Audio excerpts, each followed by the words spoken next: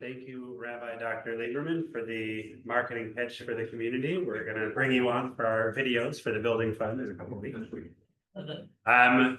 Rabbi Weiss mentioned the various simanim as one of the ways in which we experience virtual Judaism on Rosh Hashanah.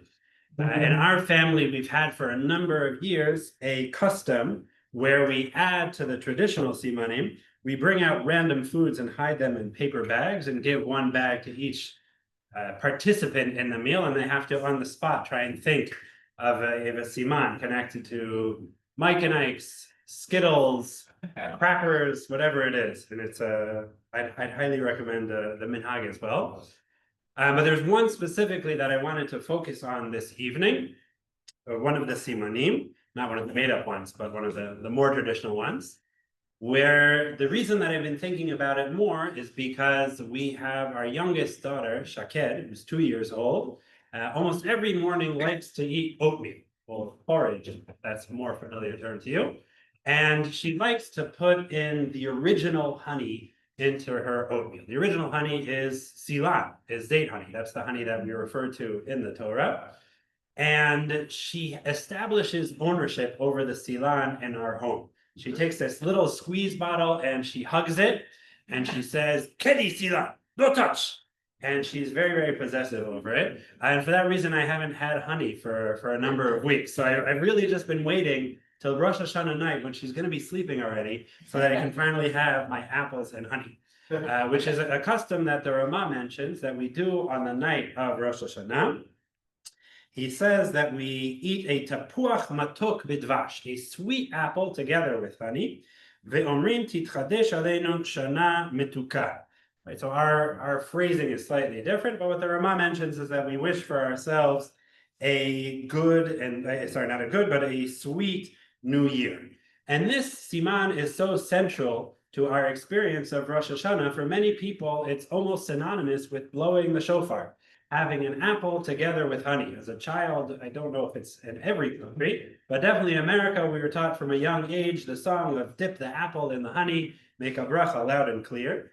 And so much so that people might be tempted to think that of all the simanim, we actually should be starting with the apple and honey, where in truth, from a halachic perspective, you can ask your local Orthodox rabbi, there's a few here, but from a halachic perspective, it actually might make more sense to begin with one of the Shivat HaMinim, to have one of them before we have the apple and honey. But it really has a central place in our minds with regards to Rosh Hashanah. And when you think about the apple and honey, you say it makes sense, right? You're taking two wonderful sweet things and combining them. What could be better than that? But in truth, apples are not actually that sweet. The apples that we have nowadays, we live in a sugar society, right? So everything that exists needs to have a lot of sugar in it, right? If you go now, they started putting the stickers in Israel of sukar be'ramah gvoha, and if you go through the supermarket, I think almost every single product has that sticker on it, right? Anything that's more than 10% of sugar has got that. But the original apples were actually much more sour, much less sweet. I saw this journal article that had the following quote, that it says that we found that this specific type of apple, they had like a garden with 1,000 different species of apples, some of them going back to the very original apples that began in Central Asia. And they found that cultivated apples were 3.6 times heavier, 43% less acidic, and had 68% less phenolic content than wild apples. And what that means is that, long story short, what that means is that originally apples are supposed to be much more tart and sour. There was some sweetness as well, but nowhere near our current apples. And when we think about that, part of the idea then, when we're taking the apple and honey, is we're actually taking something that's somewhat sour and maybe a little sweet, and something that is sweet, and we're combining them. Perhaps the more apt image for the tapuach is not of taking two sweet things and combining them, but one of the most famous midrashim or gemara about apples is found in the Gemara in Masechet Sota, when it talks about a pasuk in Shir HaShirim. The verse in Shir HaShirim states, Mizot olamin hamidbar mitrapeket al doda Tachat hatapoch orarticha, shama chiblatcha imecha, shama chibla yiladatcha. Who is she that comes up from the desert, leaning upon her beloved? Under the apple tree I roused you. It was there your mother conceived you. There she who bore you conceived you. And the Gemara states that this second half of the pasuk of Tachat tapuach or Articha is referring to the reality of Bnei Israel in the land of Egypt. That at a certain point, after hundreds of years of servitude and subjugation had occurred, Bnei Israel began to give up hope. But that pessimism, that cynicism, that lack of hope was gender-based. It was the men who began to give up hope. They said, that's it. We're done for. We're never getting out of here. We're going to stay in Egypt forever. Our people will never really become a people. But the women did not give up hope. They continued family life. They continued trying to bring more and more children into the world. And the Midrash describes that what they would do after they became pregnant is that they would leave the village. They would go out into the field to where the apple trees were. And there they would give birth in secret, so that no one could know, because it was a risky time. Tachat hatapuach orarticha. Underneath the apple tree, I woke you up. And when we think about this midrash in the idea of the apple, on the one hand, it seems amazing, right? Because the apple is something that's sweet. The apple is something that wakes us up. The apple is something that's going to guarantee the future of Am Yisrael. But if we think more deeply about the experience of Bnei Israel in the desert, of these women of Bnei Israel going out and giving birth under the apple tree, in reality, their emotional experience is much more complex. On the one hand, there is this intense happiness at having given birth, and there's the sense of hope of perhaps this child will experience a different future than we are experiencing currently. But together with those very positive emotions, there likely were some negative emotions as well. There likely was sadness. The fact that I need to go out of my home. I can't give birth there. I need to go out into a field in order to give birth. And in addition to sadness, there likely was fear of what's going to happen next. Is this child going to be able to grow up in peace? Are they going to be grabbed by the Egyptians and thrown into the river? So this experience under the apple tree was not only positive. It was a statement of faith, of bravery and courage by the women of Am Yisrael at the time. But together with that, it also had more difficult emotions, perhaps, as well. We encounter that duality of emotions when we talk also about the concept of memory on Rosh Hashanah. The concept of memory is very central to Rosh Hashanah.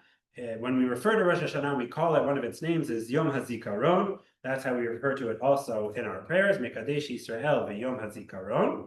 And also the central bracha on Rosh Hashanah, on the Musaf prayer, is the bracha of Zichronot. And Chazal explains that the idea behind the bracha of Zichronot in Rosh Hashanah Lamed Dalet Amud Bet is Zichronot, Kedei Sheyavo Lefanai Zichronechem Letovah. The reason that God told us, Ilu, to have this bracha of remembrances is so that our memory comes in front of Him for good on this day of Rosh Hashanah. So at first glance, it sounds like memory is a good thing, right? God remembers us, wonderful. And yet, when we begin the bracha of Zichronot on Rosh Hashanah, we encounter the fact that memory can also be a very scary thing. What we say is as follows. The bracha begins like this.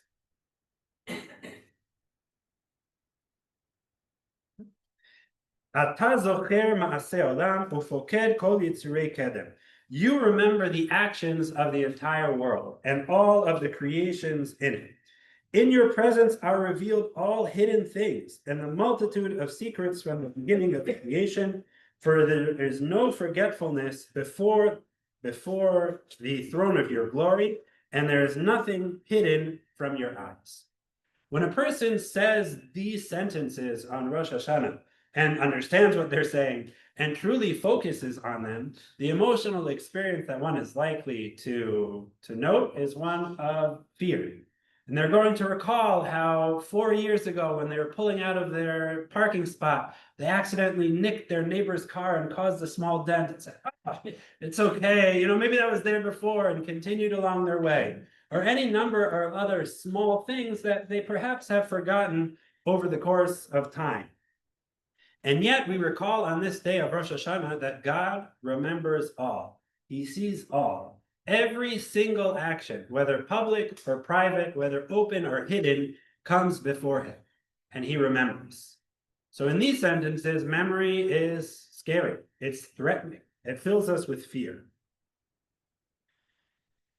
And we say that it's not just for us as individuals, but also for nations. All the nations of the world, and we continue in the bracha, we say that God remembers each and every one of them. And we say that this encompasses not only the entire world, not just the dimension of space, but also in the dimension of time. From the beginning of creation, the bracha continues, you have made this known, and from time before you have revealed it. This day is the beginning of your work, a memorial for the first day. Scary stuff. But my Rosh Yeshiva, Aharon Lichtenstein Zatzal, points out that at a certain point in this bracha, there's a transition where memory is no longer discussed as something that is frightening and threatening, but it becomes something different. For we continue. For the remembrance of all their deeds come before you, and you examine the deeds of all of them. And Noach too, you remembered with love, and therefore decreed for him a promise of deliverance and compassion when you brought the floodwaters to destroy all flesh because of the wickedness of their deeds. And we go on to mention 9 additional verses relating to the concept of memory. And the vast majority, if not all of the verses, deal with a different sort of memory. Not a memory in which God is checking every action that we do, every misdeed, and he's had it written down in his book, but it talks about a memory of connection. A memory of a relationship. Zachor ezkerenu od, zacharti la chesed u'raich. God remembers the chesed that we as a nation did when we were but a young nation. God remembers the way things used to be. And that memory also is incredibly powerful. And that memory is a positive force. The bracha of Zichronot has both of these aspects of memory. The memory that fills us with fear, the memory that seems to be threatening, and the memory of a connection of love. And on Rosh Hashanah, and more specifically in the bracha of Zichronot, when we talk about that memory, we need to remember that we're having both of those concepts. We have the memory of fear together with the memory of relationship and the memory of love. As Rabbi Lieberman mentioned, in my day job, I work as a clinical psychologist in Aharon. And many of the people who come to me, one of the questions that I ask at the beginning is, how will we know that this therapy was successful? In other words, what is the goal? How would you define why it is that you're coming to me? And many times at the beginning, it's because I have a bad feeling and I won't have that feeling anymore, right? Help me get rid of this, whether it's fear or grief or anger. I don't want to experience this anymore. And I need to tell them usually, I wish I had a magic wand where I could just wave it and get rid of all these bad feelings, because you don't like that and you don't want to have that. But in truth, normally what our goal is going to be is not going to be getting rid of the negative emotions, because of the fact that negative emotions are also an inherent part of life. If we experience grief or the pain that we have about a loss, what that means is it was a sign that we had love and caring, and that we can continue to have that. If we were to get rid of the emotions of pain and grief, that means we wouldn't really ever be able to love. If we get rid of the emotion of fear, then that means we're not going to develop any sense of courage or bravery in order to overcome our fears. Anger often is a sign that there's something that we care about, something deep within us that has been violent. If we want to experience intimacy, we're going to need to open up some vulnerability for ourselves as well. In other words, that negative, what we call negative emotions, are intimately connected to positive emotions. You can't really have one without the other. I don't try to, just make everyone depressed when they come to this. Just to explain. In other words, what I do is I try and suggest that what we're doing is we're going to reframe the goal. Then instead of saying we're going to get rid of the negative emotion, we're going to try and think, well, how can we, number one, increase positive emotions, and number two, make it so that these negative emotions that you're experiencing are more bearable. Because of the fact that life contains both. Life contains both of these aspects, difficulty and wonder, ease and hardship. That's a part of being a human in the world that Hashem has blessed us with. And I think that at the end of the day, that's also the message of the apple and the honey. Because what we're doing is we're taking the apple, right? And the apple, like I said, although, historically I was focusing on the fact that it's sour, it really has both of these aspects. It has the sweetness together with the sourness. And that apple can go either way. You can eat an apple, as sometimes my kids have done with, green apples, and say, oh my goodness, this is horrible, right? This is a huge shock. I thought this was going to be amazing. And it's not, it's sour. Or you can eat the apple and focus on its sweetness, focus on how amazing the apple is. What we're doing by adding the honey to this apple is that we're already saying we're going to take these difficult experiences that we have, instead of cutting them out and ridding ourselves of them, we're going to try to take the sweetness and be focusing on that, moving forward with them, not to ignore the difficulty, not to ignore the sourness and the pain, but what we're going to try and do is focus on the good and wish ourselves that we have a happy and sweet new year. So I hope that Be'ezrat Hashem, we're able to internalize this message, that a part of life is also difficulty. And that when we give ourselves the bracha, that this year and its difficulties or curses will end and the new year and its blessings shall begin, that doesn't mean that we're going to get rid of anything difficult that ever happens. But Be'ezrat Hashem, we hope and pray that HaKadosh Baruch Hu gives us the strength which we need to encounter any difficulties that we may face, and that we're able to take the difficult and the easy together, the sour and the sweet, and be able to focus on the sweetness. Shana Tova.